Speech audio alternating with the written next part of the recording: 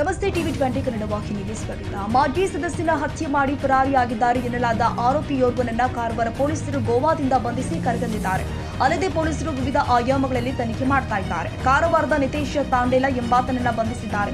ಭಾನುವಾರ ಬೆಳಗ್ಗೆ ನಗರದ ಬಿಎಸ್ಎನ್ಎಲ್ ಕಚೇರಿ ಎದುರಿನ ರಸ್ತೆಯಲ್ಲಿ ನಗರಸಭೆಯ ಮಾಜಿ ಸದಸ್ಯ ರೌಡಿ ಶೀಟರ್ ಸತೀಶ್ ಕೋಳಂಬಕರ್ಗೆ ಚಾಕು ಇರಿದು ಬರ್ಬರವಾಗಿ ಹತ್ಯೆ ಮಾಡಿ ಪರಾರಿಯಾಗಿದ್ದ ಬಳಿಕ ನಿತೇಶ್ ಕೋಣೆ ಸಮೀಪದ ಮನೆಯೊಂದರಲ್ಲಿ ಬೈಕ್ ಇಟ್ಟು ಗೋವಾ ಕಡೆ ಎಸ್ಕೇಪ್ ಆದ ಬಗ್ಗೆ ಪೊಲೀಸರು ಮಾಹಿತಿ ಕಲೆ ಹಾಕಿದ್ದು, ಆರೋಪಿತ ನಿತೇಶ್ ತಾಂಡೇಲ ಗೋವಾದ ಕಡಲ ತೀರದ ಹೋಟೆಲ್ ಸಮೀಪ ಹಿಡಿದು ಕರೆತಂದಿದ್ದಾರೆ. ಸತೀಶ್ ಕೋಳಂಕರ್ ಮಾಲೀಕತ್ವದ ಅಂಗಡಿಯನ್ನ ಇದೆ. ನಿತೇಶ್ ತಾಂಡೇಲ ಬಾಡಿಗೆಗೆ ಪಡೆದಿದ್ದ ಎನ್ನಲಾಗಿದ್ದು, ವ್ಯವಹಾರ ಸರಿಯಾಗಿ ಆಗದೆ ಇರುವುದರಿಂದ ಅಂಗಡಿಯನ್ನು ವಾಪಸ್ ಸತೀಶ್ ಕೋಳಂಬಕರ್ಗೆ ನೀಡಿದ್ದ. ನಿತೇಶ್ ಕೊಟ್ಟಿದ್ದ ಮುಂಗಡ ಹಣವನ್ನ ಸತೀಶ್ ವಾಪಸ್ ಕೊಟ್ಟಿರಲಿಲ್ಲ ಎನ್ನಲಾಗ್ತಾ ಇದೆ. ಇದೇ ಕಾರಣಕ್ಕೆ ಕಳೆದ 5-6 ತಿಂಗಳಿನಿಂದ ಇಬ್ಬರ ನಡುವೆ ಗಲಾಟೆ ನಡೀತಾನೆ ಇತ್ತು ಎನ್ನಲಾಗಿದೆ. ಇದೇ ವಿಚಾರವಾಗಿ ರವಿವಾರ ನಗರದ ನಡುರಸ್ತೆಯಲ್ಲಿ ಇಬ್ಬರ ನಡುವೆ ಗಲಾಟೆ ಉಂಟಾಗಿ ಕೊನೆಯಲ್ಲಿ ಅಂತ್ಯವಾಗಿದೆ.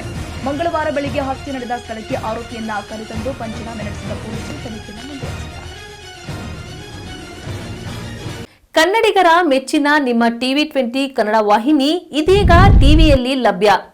ಕರ್ನಾಟಕ ಮತ್ತು ದೇಶ ವಿದೇಶದ 360 ಡಿಗ್ರಿ ಸುದ್ದಿ ವಿವರವನ್ನ ಪಡೆಯುವುದಕ್ಕೆ ಟಿವಿ 20 ವಾಹಿನಿಯನ್ನು ಲೈಕ್ ಮಾಡಿ, ವಿಡಿಯೋಗಳನ್ನು ಶೇರ್ ಮಾಡಿ, ಕಮೆಂಟ್ ಮಾಡಿ, ಸಬ್ಸ್ಕ್ರೈಬ್ ಮಾಡಿ. HCN ಕೇಬಲ್ 842 ನಂಬರ್ನಲ್ಲಿ ಹುಕ್ಕೇರಿ ತಾಲೂಕು ಹಾಗೂ ಸಂಕೇಶ್ವರದ ಸುತ್ತಮುತ್ತಲಿನ ಹಳ್ಳಿಗಳಲ್ಲಿ ಲಭ್ಯ.